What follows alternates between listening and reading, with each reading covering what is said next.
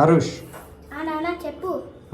నిన్ను 4 days కిందట నీకు చెప్పాను, నువ్వు ఒక డైలాగ్ నేర్చుకుంటే నీకు ఒక సర్ప్రైజింగ్ గిఫ్ట్ ఇస్తా అని. నేర్చుకున్నా. అవునా, చెప్పు.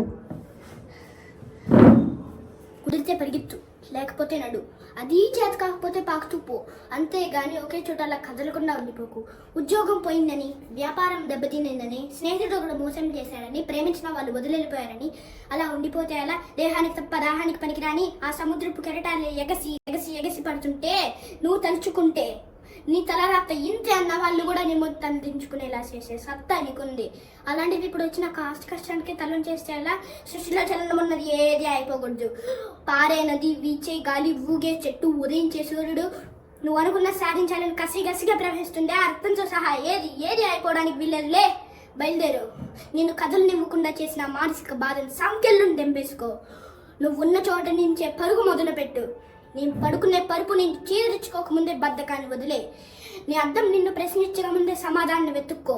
నీ నీడ నిన్ను వదిలేయక ముందే వెలుతురులోకి వచ్చేయి. మళ్ళీ చెప్తున్నా, కన్నీరు కారిస్తే కాదు, చెమట చుక్క చిందిస్తే చరిత్ర రాయగలవు.